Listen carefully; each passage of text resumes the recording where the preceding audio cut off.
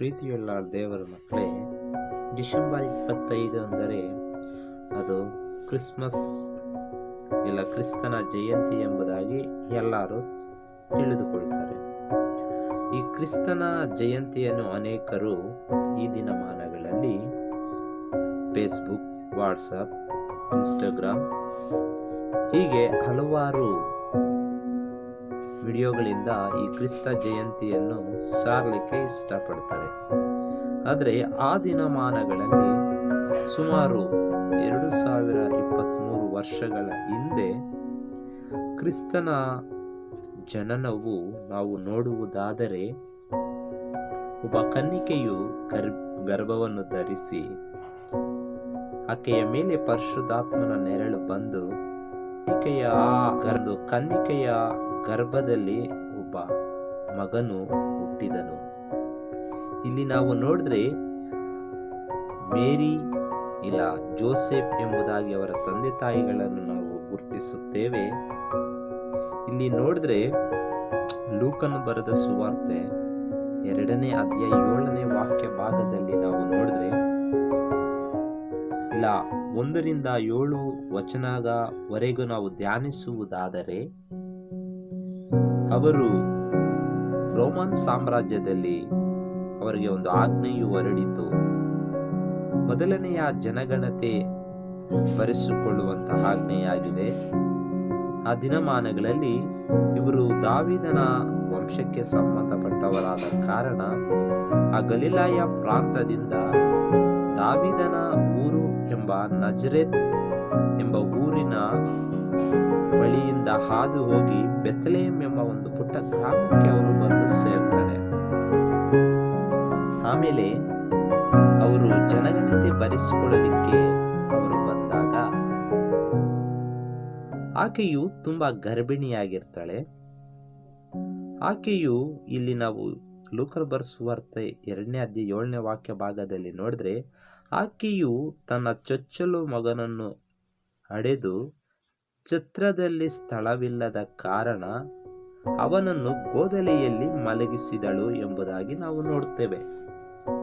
ಪ್ರಿಯರೇ, ಇಲ್ಲಿ ನಾವು ಸ್ವಲ್ಪ ಸೂಕ್ಷ್ಮವಾಗಿ ಗಮನಿಸೋಣ. ಯೇಸು ಕ್ರಿಸ್ತನು ಹುಟ್ಟುವುದಕ್ಕೆ ಸ್ಥಳವು ಆತನಿಗೆ ಸಿಗಲಿಲ್ಲ. ಆ ಸ್ಥಳವು ಸಿಗದೆ ಆತನು ಹುಟ್ಟಿದ್ದು ಛತ್ರದಲ್ಲಿ, ಆದ್ರೆ ಆತನನ್ನು ಇಡ್ಲಿಕ್ಕೆ ಸ್ಥಳವು ಸಿಗಲಿಲ್ಲ. ಆದ ಕಾರಣ ಆತನನ್ನು ಗೋದಲಿಯಲ್ಲಿ ಮಲಗಿಸುತ್ತಾರೆ. ಅಂದ್ರೆ ಇಲ್ಲಿ ನಾವು ನೋಡ್ತೇವೆ, ಯೇಸು ಕ್ರಿಸ್ತನು ಹುಟ್ಟುತ್ತಾ ಇದ್ದಾನೆ, ಯೇಸು ಕ್ರಿಸ್ತನು ಜನಿಸ್ತಾ ಇದ್ದಾನೆ. ಸೊ ಅಲ್ಲಿರುವಂತ ಆ ಛತ್ರದ ಯಜಮಾನಿಯನ್ನು ನಾವು ಗಮನಿಸುವುದಾದರೆ, ಯೇಸು ಕ್ರಿಸ್ತನು ಹುಟ್ಟುವುದಕ್ಕೆ ಅವರು ಸ್ಥಳ ಕೊಡಲಿಲ್ಲ. ಆತನನ್ನು ಮಲಗಿಸ್ಲಿಕ್ಕೆ ಸ್ಥಳ ಕೊಡ್ಲಿಲ್ಲ. ಆದ್ರೆ ಆ ಸ್ಥಳ ನಾವು ನೋಡಿದ್ರೆ ಆ ಛತ್ರದಲ್ಲಿ ಆತನ ಹುಟ್ಟಲಿಕ್ಕೆ ಸ್ಥಳ ಕೊಟ್ಟಿಲ್ಲ. ಆದ್ರೆ ಹುಟ್ಟಿದ ಮೇಲೆ ಆತನನ್ನು ಗೋದಲಿಯಲ್ಲಿ ಮಲಗಿಸಿರುವುದಾಗಿ ನಾವು ನೋಡ್ತೇವೆ ಅಲ್ವಾ? ಅದೇ ಪ್ರಿಯರೇ, ಈತನು ಲೋಕರಕ್ಷಕನಾಗಿಯೂ ಅನೇಕರ ಪಾಪಗಳನ್ನು ತೊಳೆಯುವುದಕ್ಕಾಗಿಯೂ ಈತನು ಜನಿಸಿದ್ದಾನೆ. ಪರಿಶುದ್ಧ ದೇವರಾಗಿಯೂ ಭೂಲೋಕದಲ್ಲಿ ಜನಿಸಿದ್ದಾನೆ. ನೋಡ್ರಿ, ಆ ಒಂದು ಶುಭವಾರ್ತೆಯು ದೂರದ ಸೀಮೆಯಲ್ಲಿ ಕುರಿಗಳನ್ನು ಕಾಯುತ್ತಿರುವಂತಹ ಕುರುಬರಿಗೆ ಆ ಒಂದು ಸುವಾರ್ತೆಯು ಹಬ್ಬಿತು. ರಾತ್ರಿ ಕುರುಬರು ಕುರಿಯನ್ನು ಕಾಯುತ್ತಿರಲಾಗಿ ಅವರಿಗೆ ದೇವದೂತರು ಪ್ರತ್ಯಕ್ಷರಾಗಿ, ನಿಮಗೋಸ್ಕರ ದಾವೀದನಲ್ಲಿ ಒಬ್ಬ ರಕ್ಷಕನು ಹುಟ್ಟಿದ್ದಾನೆ, ಆತನನ್ನು ನೀವು ಹೋಗಿ ಕಾಣಬಹುದು, ಆತನು ನಿಮ್ಮ ರಕ್ಷಕನು ಎಂಬುದಾಗಿ ಹೇಳಿದಾಗ ಅವರು ಕುರುಬರು ಸಂತೋಷದಿಂದ ಹೊರಟು ಆ ಮಗುವನ್ನು ನೋಡಿದ್ದಾರೆ. ಆಮೇಲೆ ಮತ್ತೊಂದು ವಿಷಯವನ್ನು ನೋಡಿದ್ರೆ, ದೊಡ್ಡ ದೇವದೂತರ ಗುಂಪು ಅಲ್ಲಿ ಅವರಿಗೆ ಕಾಣಿಸಿಕೊಂಡು, ಮೇಲಿನ ಲೋಕದಲ್ಲಿ ದೇವರಿಗೆ ಮಹಿಮೆ, ಭೂಲೋಕದಲ್ಲಿ ಮನುಷ್ಯರೊಳಗೆ ಸಮಾಧಾನ ಎಂಬುದಾಗಿ ಕೂಡ ಅವರು ಆ ಶುಭವರ್ತಮಾನವನ್ನು ಸಾರುತ್ತಾ ಹೋಗಿದ್ದಾರೆ. ಇಲ್ಲಿ ನಾವು ಗಮನಿಸಬೇಕಾಗಿರುವ ಮುಖ್ಯ ಅಂಶವೇನೆಂಬುದಾಗಿ ನೋಡಿದ್ರೆ, ಯೇಸು ಹುಟ್ಟಿದ್ದು ಛತ್ರದಲ್ಲಿ, ಆತನನ್ನು ಸ್ವೀಕರಿಸಲಿಲ್ಲ, ಆತನನ್ನು ಮಲಗಿಸಲು ಜಾಗವಿಲ್ಲದ ಕಾರಣ ಆತನನ್ನು ಹೊರಗೆ ಗೋದಲಿಯಲ್ಲಿ ಮಲಗಿಸಿದರು. ಪ್ರೇರೆ, ಯೇಸು ಕ್ರಿಸ್ತನ ಜನನವು ಈ ರೀತಿಯಾಗಿದೆ. ಆದರೆ ಈ ದಿನ ನಾವು ಮಾಡಬೇಕಾಗಿರುವಂತ ಕಾರ್ಯವೇನು ಎಂಬುದಾಗಿ ನೋಡಿದ್ರೆ, ಯೇಸು ಕ್ರಿಸ್ತನನ್ನು ನಿಮ್ಮ ಹೃದಯದಲ್ಲಿ ಜನಿಸ್ಲಿಕ್ಕೆ ನೀವು ನಿಮ್ಮ ಹೃದಯವನ್ನು ಕೊಡ್ತೀರೋ, ಇಲ್ಲ ಆ ಛತ್ರದ ಯಜಮಾನಿಯು ಯೇಸು ಕ್ರಿಸ್ತನನ್ನು ಸೇರಿಸಿಕೊಳ್ಳದೆ ಆ ಗೋದಲಿಯಲ್ಲಿ ಮಲಗಿಸಿದ್ರಲ್ಲ, ಆ ರೀತಿಯಾಗಿ ನಿಮ್ಮ ಹೃದಯದಿಂದ ಹೊರಗೆ ಯೇಸು ಕ್ರಿಸ್ತನನ್ನು ಇಡ್ತಿರೋ, ತೀರ್ಮಾನವು ನಿಮ್ಮ ಕೈಯಲ್ಲಿದೆ. ಪ್ರೇರೆ, ಆ ಛತ್ರದ ಯಜಮಾನಿಯು ಏನು ಮಾಡಿದರು? ಯೇಸು ಕ್ರಿಸ್ತನನ್ನು ಹೊರಗೆ ಮಲಗಿಸಿದರು.